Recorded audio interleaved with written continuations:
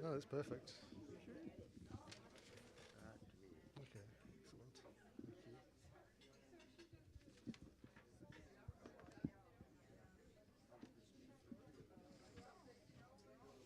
Yeah, that's good.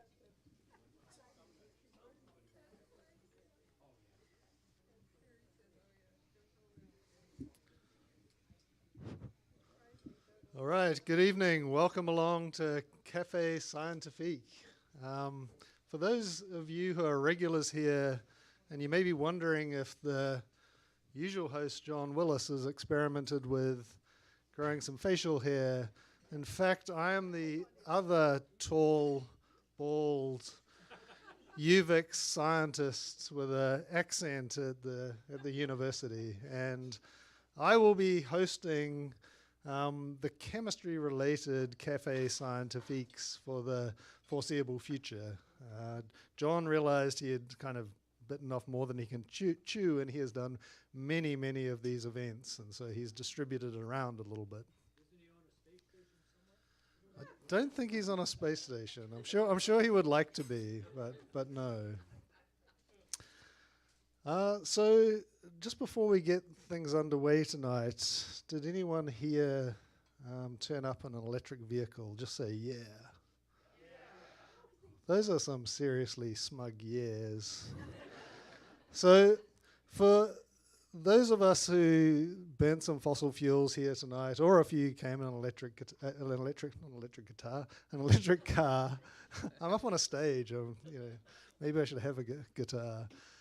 I have some good news for the future of renewable energy tonight, because our speaker is going to be talking to us about the next generation of solar cells, and it's some really, really exciting stuff.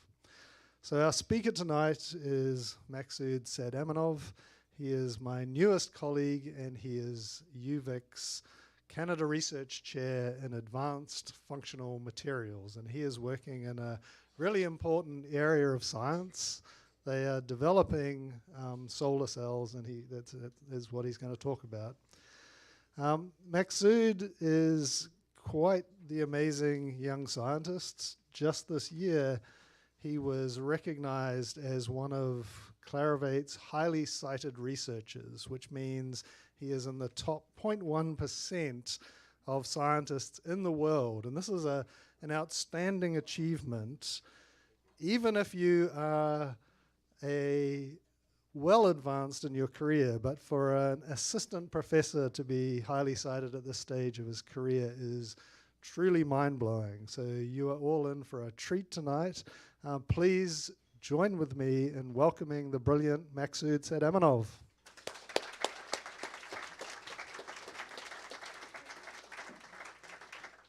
Thank you very much, Scott, for inviting me, and nice introduction. And thanks to Herman's Jazz Club for hosting us, Mike and everyone who work in Herman's Jazz Club. And thank you very much for coming tonight to listen about some dark and bright stories about renewable energy. So can I ask a couple of questions before I start my talk? Can you raise your hand if you have solar cells on your roof? You have some solar cells on your roof? Okay, see 2 hands, 3 hands. Okay. I've used them for powering pumps to pump water off a river to feed my cattle. Okay, that's amazing, but not to your house, like not the entire house. Then 2.5. Okay. Now my second question, can you raise your hand if you don't have solar cells on your roof, but you want to have solar cells on your roof? Okay. So maybe I see like 30 hands. Thank you so much. So that's the problem. The ratio of people who want to put solar cells on their roof to the ratio of people who can afford solar cells on their roof is 10 to 1 in rich countries. But in more developing countries, it's 100 to 1, or maybe 1,000 to 1, or 1,000 to 0. So why, like everyone who wanted to have solar cell on their roof may have their own stories why they want to have a solar cell, climate change, or other stories. But I want to share my story why I want to have a solar cell on my roof. So there is one fact that makes me excited about sunlight on my roof, solar cell on my roof. The fact is this: if you collect energy during my talk, which will last for 45 minutes, I promise not more than 45 minutes. So if you collect the sunlight within 45 minutes, right now it's already getting dark in Victoria, but in my home country, I'm from Tajikistan, it's just getting a day, so sun is rising. If you collect the sunlight for only 1 hour, for only 45 minutes, that is going to be enough for the entire 1 year for all humanity. So yeah, that is a simple fact that makes me really excited about sunlight. And there are 3 reasons why I am excited about the sun. Number 1 is it is free, so it's not taxed yet. So and number 2 is it's clean. So the energy that is brought to us for free, and it's also green. So you don't need to burn anything. You don't need to release CO2 into atmosphere in order to use this energy. So those are 2 reasons. And the reason number 3, I said 3 reasons. Reason number 3 is kind of my personal story. I grew up in Tajikistan, where I had access to electricity only 4 hours in the morning and 4 hours in the evening. So I did all my homeworks in chemistry using a candle. So just exactly candles that the ones that you are using. In old days when I was in elementary school, the candles had a problem that they melt and they go to the table, and I didn't like it. At later stage, then the country has imported some other candles, like similar to what you are using right now. It just evaporates to air. I was so excited about having access to that candle. But when the day starts in Tajikistan, it gets so hot. And my usual question was, why can't we capture this energy and then use it when we need it? So the sun is fair. When it rises on top of your country, it doesn't ask if your country is rich or not. It just is accessible everywhere. So the 3 reasons why I'm excited about the sun is because it's free, it's clean, and it's fair. Okay, now the reason why we don't have solar cells still on our roof are the following. So now I'm going to talk about some dark sides of the sunlight, solar cell technology. We have that technology already. We can buy it. And I brought one example of solar cell. This solar cell is made of silicon. So it's a piece of black material, and you can buy it in Canadian Tire. And it's very thin also. You can see it is super thin, and it's dark. It's black. And the reason it's black is because you want your solar cell material to be black in order to absorb the light. So this is made of silicon. Okay, silicon. You would be surprised to know that it's made of the material which is the second abundant element in the earth. So silicon actually like 25% of our earth is made of silicon. But why this material is so expensive? So the reason for this is that silicon, the second abundant material element on the in the earth, likes the first most abundant element in the earth, which is oxygen. So it always likes to be next to oxygen. It bonds to oxygen. So it forms naturally silicon oxide. And the silicon oxide is such a strong compound that it actually makes rocks. So the rocks are super stable. And now you have to break them in order to get silicon back. So one way of doing it is by heating it so high, together with some other chemicals. You need to heat it like to 1500 degrees Celsius. And that is probably like 5 times more hot than the furnace in Herman's Just Club, the furnace that they use to make burgers. So it is really, really high temperature. When you break the bond between silicon and oxygen, you need to heat it again to perfect it. If you don't perfect it, the crystal structure, you will have many defects, and the solar cell does not work. So as a result, when you do it 2-3 times that heating, it takes longer time. it turned out that you actually put so much energy, it's very energy intensive process, that eventually you emit 50 grams greenhouse gases per kilowatt hour. Well, it's still not bad as fossil fuels. It's about 3 times less than fossil fuels. But what we want eventually is net zero carbon emission for the energy that we use. Okay, and here is another fact. Let's assume you are fine with it. It emits some carbon dioxide. It is expensive. You became a president of the world and you decided to power the entire world with solar cells. Task number 1 in front of you would be collecting all the silicon to power the entire world. So you need 3 years to collect all silicon that you need to power the entire world. So what does it mean? 3 years is not that much. But you need to repeat it every 15 years because the lifetime of this conventional solar cell is 15 years. Every 15 years, you need to stop production of phones because all phones are based on silicon transistors. Computers, cars, I don't know, fridges, everything related to electronics. You can already imagine that there's going to be another supply chain issue and the prices will go up eventually. So we need to do something about climate change. The good news is there is a hope that solar cells will do it. But I just shared with you some bad news that actually the technology is not there yet to address the challenge. It's the price, it's not accessible silicon, and it's also it is actually the wrong material. Silicon is the wrong material for solar cells, and I'm going to talk about it a little bit later.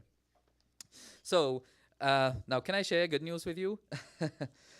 Okay, so there is a hope that scientists are looking for new materials to replace silicon. In particular, my group at the University of Victoria is also looking for one. And those materials are supposed to be, in certain parameters, are already better than silicon. I'm going to talk about those new properties today.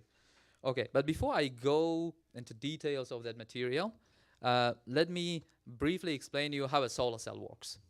So that next time you decide to buy a solar cell, you have an understanding how a solar cell works. You have some choices. Hopefully you will have some choices of using between technologies. You understand how it works. So the closest thing that comes to my mind when I think about solar cell is a Big Mac, okay, it's a sandwich. So every time I think about solar cell, I get hungry. And it's because of, it reminds me really like a sandwich. Why is that? So it really looks like a sandwich, a layer, like 6 layers of materials. And now I will take a few minutes to explain you the role of each layer, okay? So I stole some Legos from my kids to show you how the solar cell works. So the central material, which is meat in Big Mac, is called semiconductor, okay? So this semiconductor is not a usual material. It's kind of magic material. It has some magic electrons, okay? So why is it called semiconductor? Because it's not a good conductive material like metal. It has electrons, but those electrons are not free like in metal. It has like not insulator also, because it has electrons which are not free but not very strongly bonded. Okay, so I'm going to demonstrate you in this chair how it works. So there is a semiconductor, and it has those magic electrons, and the magic electrons are sitting in the seed. So this is the seed of the electron in semiconductor, and I'm loosely bound to the chair. Okay, let's assume I'm an electron. So when sun shines, sunshine is made of photons, so small particles of light. I interact with the light, I basically eat it, and I get some energy, I get excited. So I stand up, and I become conductive. Now I can move, I become a metal. So that's why I'm called semiconductor, because sometimes I'm conductive, sometimes I'm not. So what is electricity? Electricity is when you get all those electrons and push them to one direction. This is how electricity works, right? So your task now to capture me and to push me to one side. So you capture electrons here and you push those electrons to one side, to top. Okay? If you don't do it, I'm going to just find my chair back and I'm going to sit again. And you will lose energy. Okay? You don't want to do it. So how do you do it? How do you capture me and then push to one direction? By the way, my lifetime of electron, excited state when it can move is 100 nanoseconds. So it is 10 millionths of 1 second. Within 1 second, I can sit and get up 10 million times. If you don't capture me, you will be losing 10 million photons. So the way you can do it, how you can take out electron from one side, but not from the other side, is you put another layer of material on top. Okay? So that layer of material is a filter. It filters out, it has specific seeds that can fit me only, like a jumping electron. So the chair cannot go there. It just has available energy levels that can fit only electron. So this is the role of second layer in solar cell.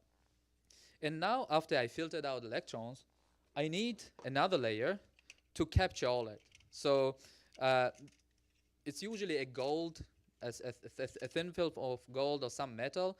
I call it track. So it captures stores of electrons and pushes all electrons to one direction, to lamp or to storage. So you can do the same thing with my chair. So in semiconductor, not only electron moves, but also chair, that empty place, which is called hole. There is a hole, and it can also move to opposite direction. So you need now another layer to push holes to the other side of this solar cell, and another track to collect all those holes and get them out to the circuit. So these are 5 layers of a solar cell. And you also need something called substrate. It's usually a glass or something else which holds the entire structure. Okay? So now you have a solar cell. Let's see how it works. So the only difference between Big Mac and the solar cell is that the only difference. Big Mac is 100,000 times thicker than solar cell. So you need to take it and squeeze it for 100,000 times, and then you get a thickness of a solar cell. It is about 100 times thinner than your hair. So this is kind of nanotechnology. If you make it thicker, it's not going to work, because semiconductor has not very good conductors. Okay? So let me put my solar cell here.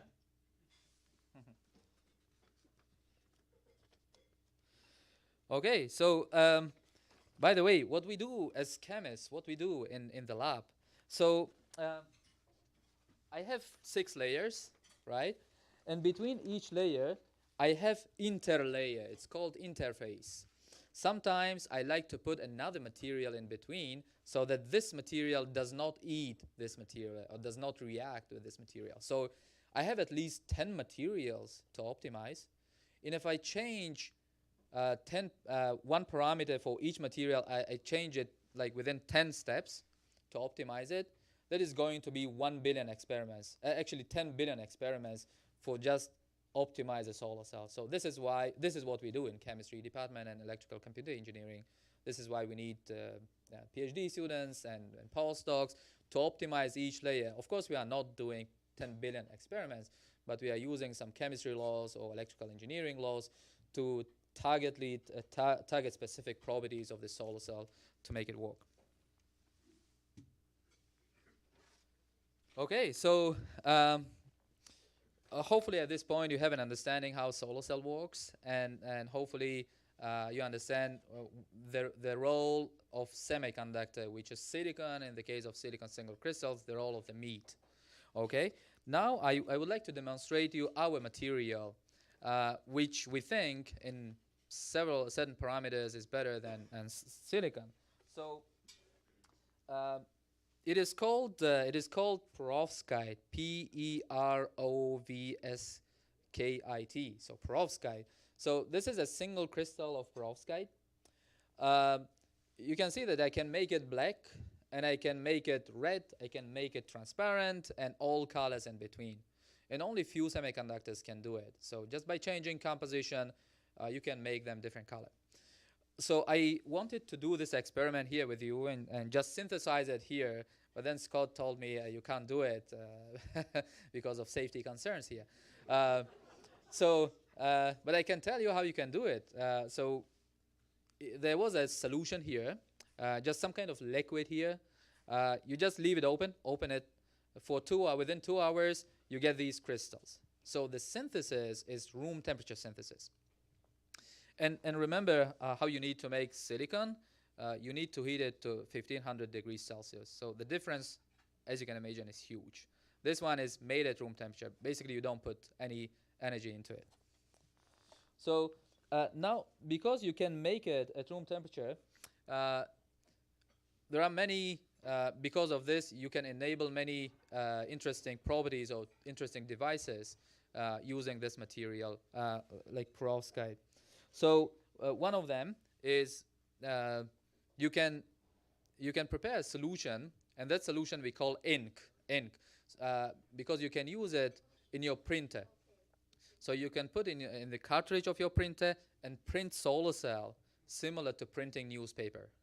So the technology will become an order of magnitude cheaper if you are able to do it, and it became possible only because you can make it at room temperature.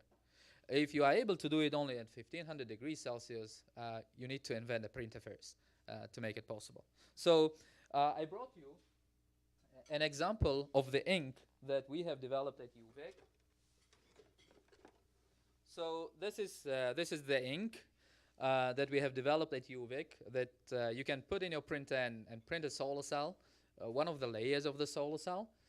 It has been commercialized by a local company called Solaris Enterprises Incorporated, and the name of the ink is called Solar Ink.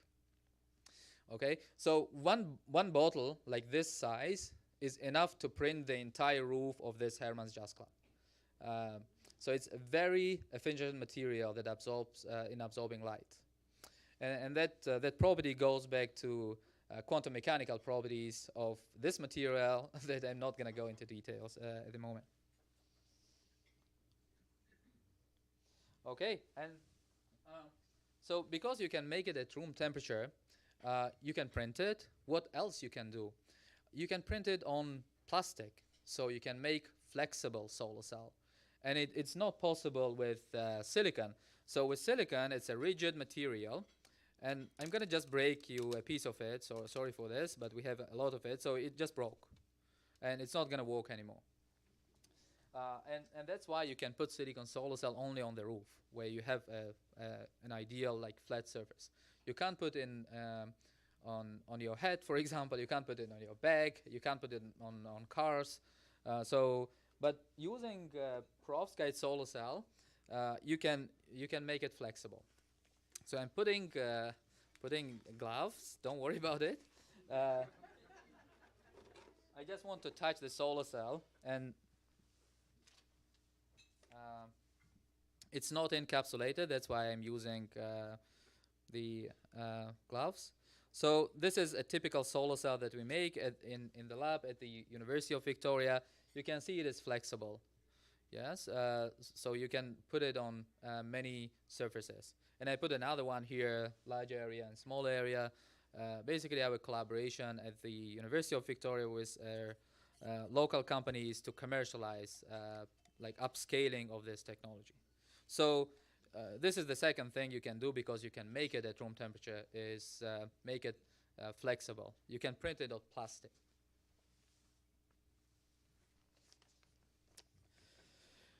Okay, so perovskite, this material turned out to be really efficient in absorbing light. So for silicon itself has been originally developed to make transistors. It's an amazing material to do transistor, but unfortunately, it's not very good in absorbing light. So if you compare the thickness, the amount of the material that I need to make a silicon, with the amount of material that I need to use for perovskite solar cell, the ratio is 500 to 1. So I need only 500 times less perovskite to absorb the same amount of light that silicon absorbs. It's just fundamentally a different material that we call it direct semiconductor. Silicon is an indirect semiconductor. But it's an amazing material still for transistors and other applications. It's just the wrong material for solar cell. And I think it has been originally used for solar cells because there was not another choice. And the technology, the industry was good in making silicon single crystals at that time. And now, because you can make it 500 times thinner than silicon, you need only 3 days to collect all the material that you need to power the entire world for perovskites with perovskite solar cells. So the difference is again an order of magnitude. Okay, so those are all good news about this material. And now you may ask, why it's not on the market yet? Where we can get it? So this technology has been rediscovered. I say it rediscovered, but because the material itself was synthesized about 50 years ago. But for the first time in solar cells, it was used about 10 years ago.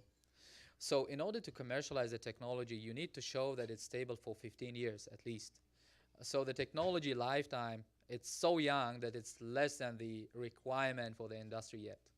So that's reason number one why it's not commercialized yet. Reason number two, we use lead in this material. Lead is toxic, okay? But according to calculations, the amount of lead which is used in perovskites, about 500 nanometers thickness of perovskite, is so small that let's assume if your roof breaks and all lead goes to soil, then the concentration, the amount of lead within 1 centimeter of soil will not even change. It will be just around the background. The concentration is so small that according to some studies, you shouldn't worry about it. But we understand there will be a concern about this, so we are trying to replace it fully or partially with some better elements, but also developing encapsulation strategies that disable any potential disaster due to breakage of solar cells. That's reason number two, toxicity. And reason number three is stability. So when this solar cell has been demonstrated for the first time, it was stable for 1 minute. Recently, we have demonstrated that it can be stable for about 2 years. Okay, and this is how electronics work, by the way. Transistors, silicon transistors, were also stable for a few minutes in the beginning. But then you find new ways of stabilizing material. But the paradox is that anything which is made easily, like at room temperature, will break easily. So we have to pay that price, of course. But we see already the field is developing very fast to develop new ways of encapsulation, stabilization of the material, and new compositions. Okay, so those are, in my opinion, 3 reasons why perovskite solar cells are not commercialized yet. But again, tens of companies around the world, including the one here in Victoria, are working to commercialize it, and we are very hopeful. Now, one final remark about solar cell materials and overall research. Okay, so you may ask, what if this material will not be commercialized? Will everything we are doing will be wasted? Well, the good thing about science is that if something doesn't work here, it always works somewhere else.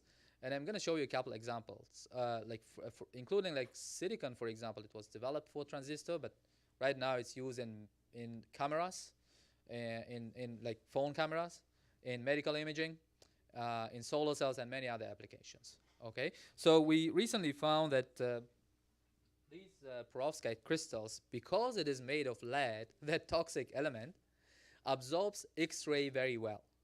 So you can make an X-ray medical imaging device using this, and it can be more efficient than conventional computer tomography, for example, scanners. And the crystal itself is about an order of magnitude cheaper than the conventional crystal. So I'm 99% sure that it will find application in solar cells, but if it will not, we'll definitely see it making changes, making computed tomography accessible to everyone who needs it. Okay, so another area where people have found very interesting property of this material is quantum dot. So what is quantum dot? I brought a little bit of quantum dots with myself. So it's here. The way I make quantum dot is basically I take that crystal and slice it into 1 billion pieces. So I make very, very small particles, okay? And it's called quantum dot. If you do it from semiconductor and it has the right properties, you can call it quantum dot. So how you can use it? So I can use it for making laser or making LED, light emission. And it works opposite to solar cell. So you remember my solar cell has been absorbing light in this layer, in the meat, and then pushing out electron here and holes or seeds here. If you put this quantum dot here and do the opposite thing, so you connect to outlet and push electrons and seeds here, those electrons and holes come here and recombine here. So when electron sits back, it loses energy in photons. So it lights back, it shines back. And this is how an LED works. Okay, so I will show you how this material can emit. So you can make it emit light using, for example, an electricity or using a higher energy photon. So you can see it's turning green when you shine the UV light. Okay, and if you take the green light, the UV light, and I also brought you a red light.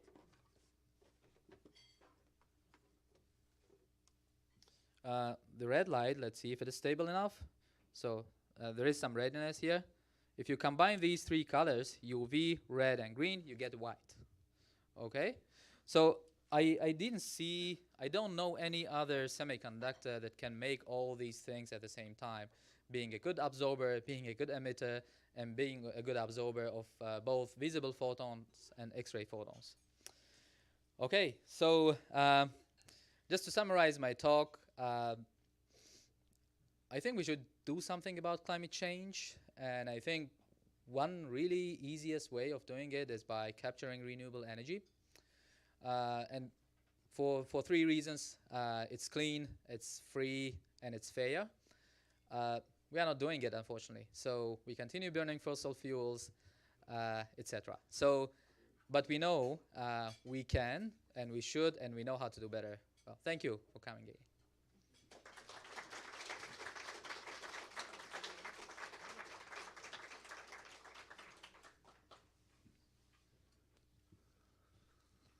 Oh, that was too fast. No, that was perfect. Makhsud, thank you very much. That was really great. My table pointed out that when I came up to introduce Makhsud, I got too excited by that process and forgot to introduce myself.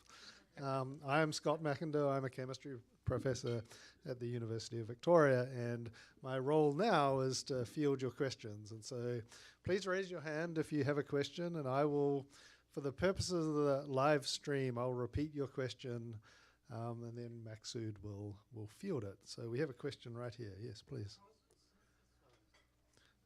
Makhsud, how is the perovskite solar cell synthesized? How do you make it? Okay, great question. So I'm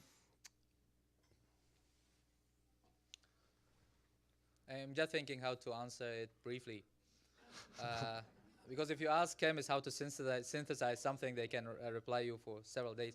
Okay, so you can dissolve it in solvents, for example, water. Okay. And then, in this case, for example, the way of making this single crystal, you dissolve it in a solvent. We use dimethyl formamide. And then you just open it and leave it for evaporation. So DMF evaporates over time. And you initially put precursors inside. So you put two precursors in the case of perovskite. In this particular case, it will be lead bromide and methyl ammonium bromide. and those things dissolves in DMF, and then you just keep it open, and DMF over time evaporates, and then the crystal appears. So you do in situ reaction during evaporation. So this is how you make a single crystal. How can you make a thin film? So because my solar cells are made of thin films, you take exactly the same solution, you put it on spinner. So there is an equipment called spinner. So it basically spins very fast, 5,000 rotations per minute or even more. So you put your glass substrate on it, and you put your solution and spin it very fast. And when you spin it very fast, DMF evaporates again. But during this evaporation, because you are spinning very fast, you get a very thin film, about 500 nanometer thickness. This is how you can make thin film, how you make quantum dots. So the difference between this single crystal and quantum dot is that the quantum dot is made of many, many small crystals. So I needed to make this single crystal. I mentioned to you, I open it and just I leave it for very slow evaporation, and I get a beautiful one crystal. But if I want many, many crystals, I need to accelerate it very quickly. So I take this solution and I put anti-solution into it. We call it anti-solvent. So perovskite likes to dissolve in solvent, and then we put anti-solvent, something that it does not like to dissolve, very quickly. And then when we do this, we get quantum dots, many, many small crystals. Did I answer your question? Okay. Yes, over there.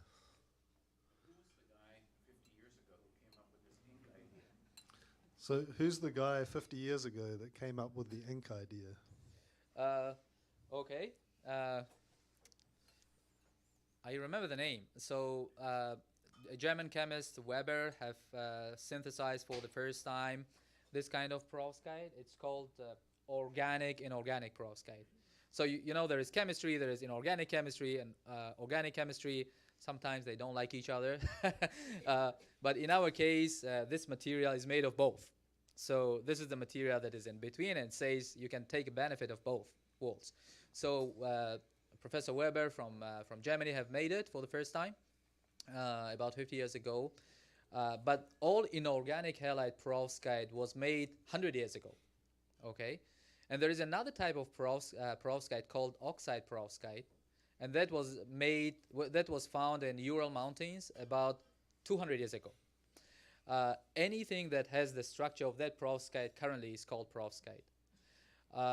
But when they put in a solar cell, it happened only 10 years ago. A group in Japan by Professor Miyasaka has decided to put it in another type solar cell, which is called dye-sensitized solar cell. It's called dye-sensitized solar cell because you can make a solar cell using a dye. For example, you can use a strawberry, really, to make a dye. Anything that has a color, blueberry, even better because it's darker. So anything that has a color, it has a color because it absorbs light. And the group from Miyasaka group from Japan have seen the perovskite crystal, that they are black, and they thought, why don't we use it as a dye? So they used it as a dye, and they got about 3% efficiency about 10 years ago. And it literally lived 1 minute because the other layer that they used here, this layer was made of liquid. And this liquid reacted with perovskite. And about 3 years after that, they have replaced this liquid with a solid chemical, and now it's becoming more and more stable over time. That's probably a very long answer for for who synthesized it. Yeah. Yes, just here. Can you explain the relative efficiency of traditional versus this newer type of solar cell? Can you explain the differences in efficiency between conventional and the new type of solar cell that you're introducing? Yeah, absolutely. So let me briefly explain what the efficiency means in terms of solar cells. So the efficiency means how much energy of the sunlight, how many percentage of the sunlight in terms of energy you can convert into electrical energy. And theoretically, you can make it maximum 30%. There is no way you can make it more than 30%. And the reason for that is the sunlight that comes to Earth is made of many photons. Some have very small energy, some have very high energy. Some of them have very small energy that can't take me out from my seat. So those will be wasted. And if you do calculations, maximum efficiency you can get is 30%. So silicon conventional solar cell, record efficiency is 26%. The one that you buy from Canadian Tire is about 15%. By record efficiency, I mean something which is done in the lab and which will be very expensive to commercialize.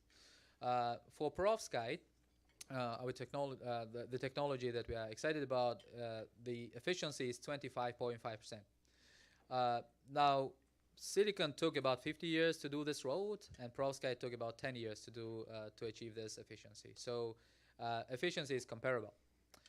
But again, because industry is used to silicon at the moment, it will take some more time to replace or maybe even complement silicon solar cells with the new generation of solar cells. There are many other technologies, like you can make it from, for example, gallium arsenide, very expensive material. And the cost of solar cell, if you put it on the roof, it will be a couple $100,000. Efficiency is amazing. You can make it 40%. I told you 30% is maximum theoretical limit. But they found a trick in those very expensive material that it can break the limit. It's called tandem solar cell.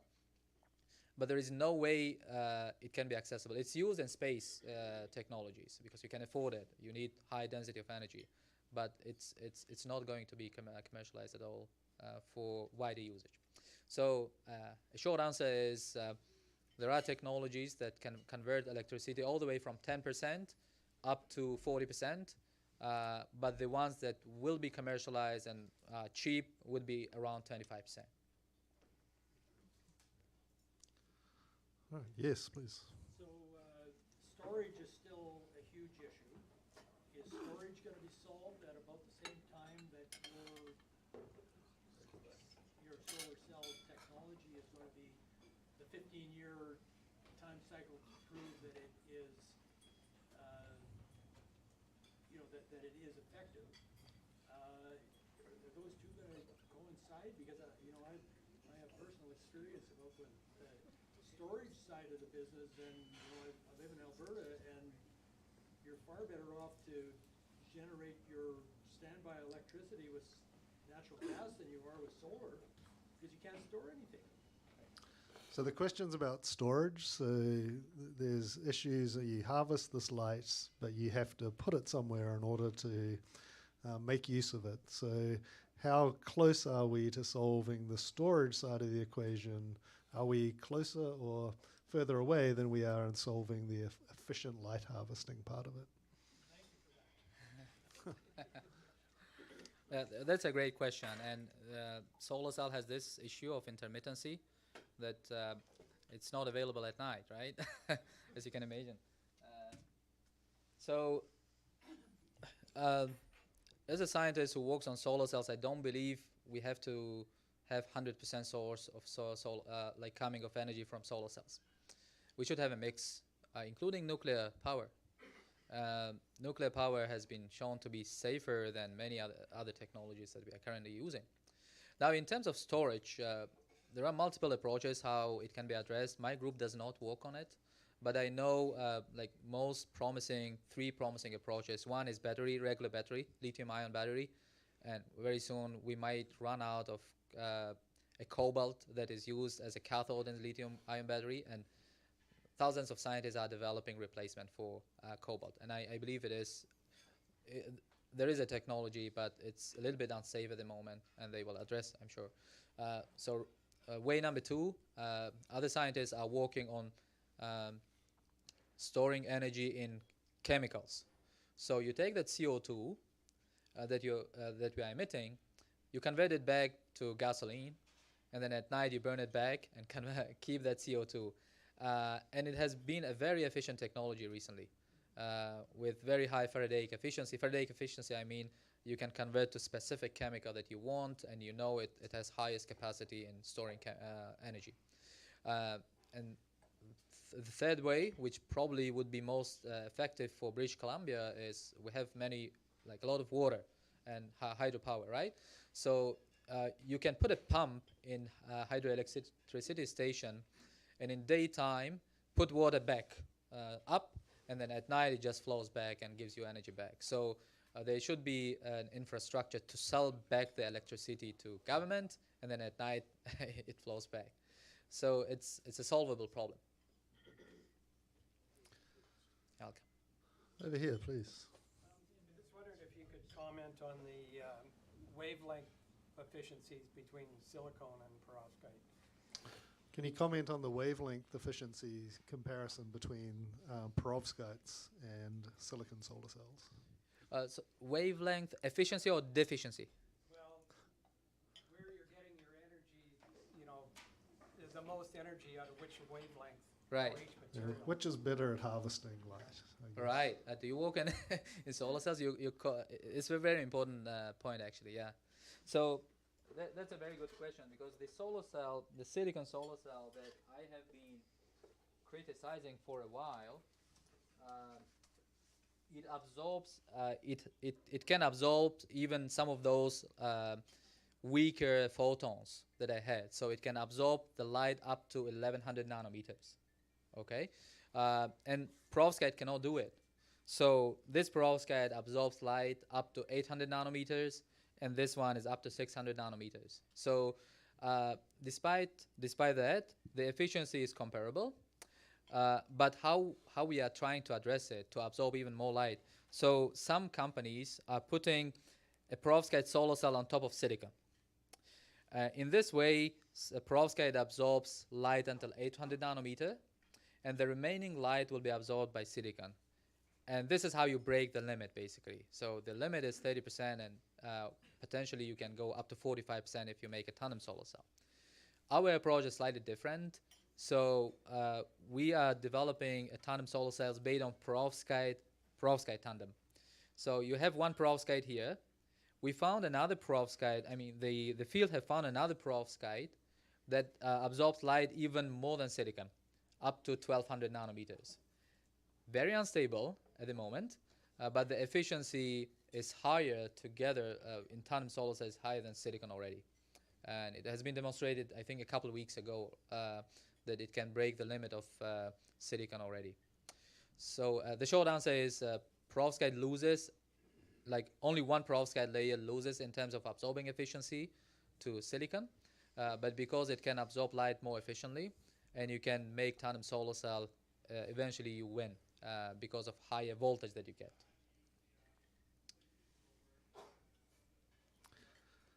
Yes, please.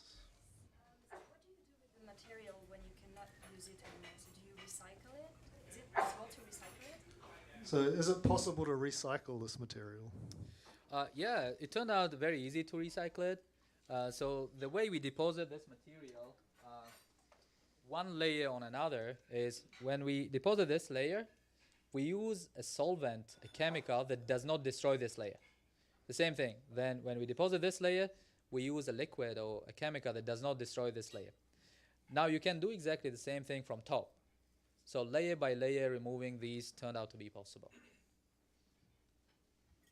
Recycling efficiency, I think, is around 95%.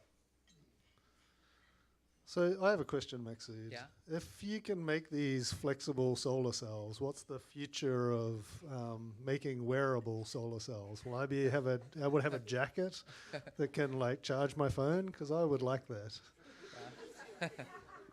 Do you need to repeat your own question, or? No, I've already forgotten it. Okay, so wearable. Yes, if you can, if it is flexible, of course you can put it on a jacket, on a bag. There are demonstrations that you can put it on a bag.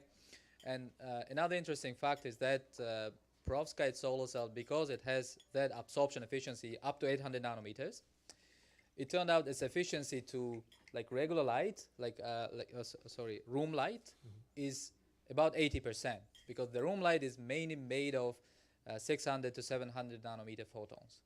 So if you have access to it, you can even charge it not only outside but also in the room. I love it.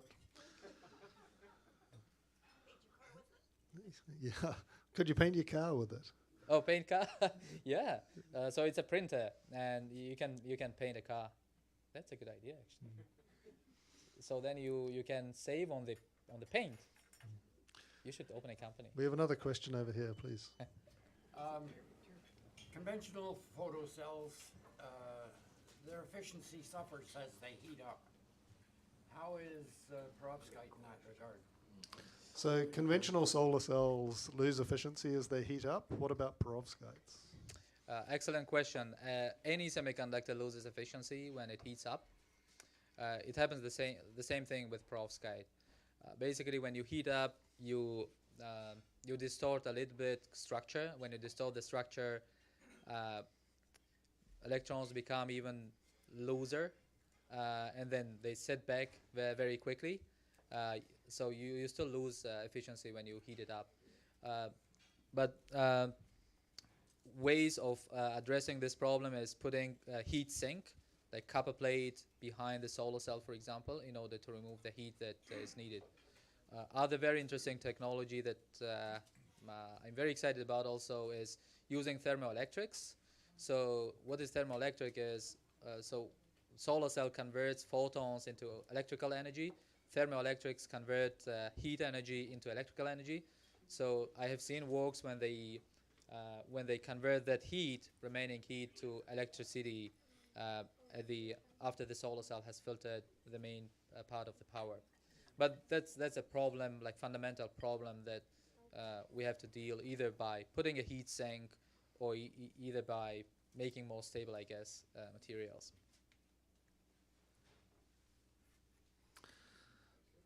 Oh, question over here. Yes, please. Trying. Oh, sorry. What makes a substance a perovskite? Is it a formula? Does it have a specific formula, or is it a specific structure? What makes it a perovskite? So what makes something a perovskite? Is it a particular molecule? Is it a particular formula? What's special about it? Yeah, great question. So it's the structure. Okay. So if you take this perovskite and zoom in with an electron microscope, you will see how it is made of. So the unit cells, the building blocks of perovskite is made of a cubic unit cell. So it's made of cube. This is not cube, but let's assume this is cube. So it's made of cube.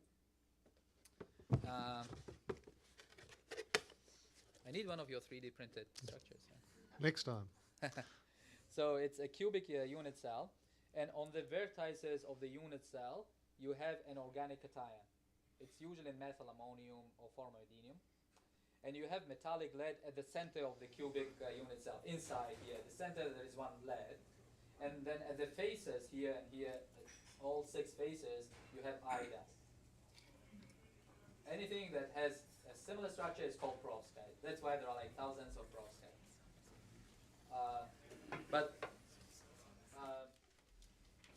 Was it your question? What is it called?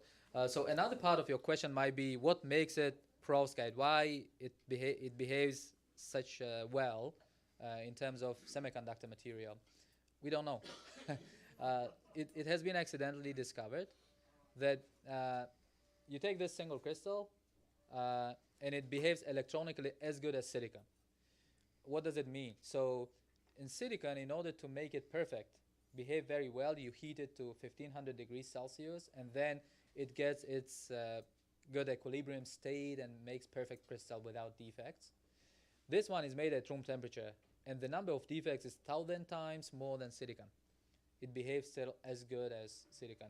So hundreds of groups are trying to understand and trying to find a replacement for lead, for example, something which is less toxic, but we still don't understand why it behaves so good. So in my group, for example, we have a project where high throughput synthesis of materials. We can make, for example, an alloy of 2 materials. Within 1 minute, we can make 200, 300 alloys and characterize it very quickly to understand if you can find a better replacement than perovskite. Unfortunately, not good news so far, but we keep trying. Yes, at the back there. What's the current cost of manufacturing compared to silicon for like a single cell? What's the cost of manufacturing of a perovskite solar cell versus a silicon one? So good question. We collaborate with a company. Unfortunately, they don't tell me how much they want to make, but and I'm not really good in money. But I can give you a comparison that in order to collect silicon that you need 3 years. In order to collect all perovskite materials that you need about 2 days. So that means probably it will be at least an order of magnitude cheaper technology than silicon. But in the market, it will probably be like 2 times or 3 times cheaper. Like instead of currently, if you want to put a solar cell on typical household in Canada, you need to spend beforehand $15,000 right away. Maybe with perovskite, it will be 5,000 or 10,000. But the margin would probably be even higher for the company because it's an order of magnitude cheaper technology. Oh, at the back there. One question on money, and I know you're not very good with it. But once this technology is adopted, are there royalties or are there scientists behind it who will become wealthy? So Makhsud, who's going to make all the money out of this wonderful new technology? Is it you? Unfortunately, no. The way it works when you collaborate with a company and at the university, so the company comes and says, propose some ideas, or you go to company to propose some ideas, and they say, okay, this idea worth, and they ask you how many students do you need, how many chemicals do you need. You say like $300,000 for 3 years to make you a billionaire or something like this. So and they say, okay, we are gonna give it to you. But then all IP, all patents should belong to company. This is how it works, a collaboration between university and companies. But some professors still develop their own companies, their startup companies, which they own IP and own the company, ownership.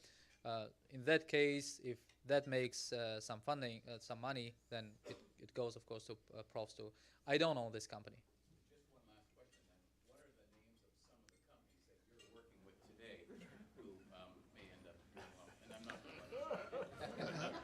So what are the names of these companies we should all be investing in? So it's called Soleas Enterprises Incorporated. That's one company that makes solar cells with us. So for X-ray detectors, we are starting a company ourselves. It's called AY Sensors, and it's the first letter of my 2 sons, Amir and Yusuf Sensor. So because I believe in the future of this company, I name them this way. I'm not sure what I'm going to do if I have another child. So, Can't help you there. Okay, we are very close to 7 o'clock. So if you have further questions for Makhsud, he's going to be around afterwards to answer them. I just want to thank Makhsud for a really wonderful and inspiring talk, and thank you all for your great conversation afterwards. I think we had a really great discussion. So thank you very much, and please join with me in thanking Makhsud once again.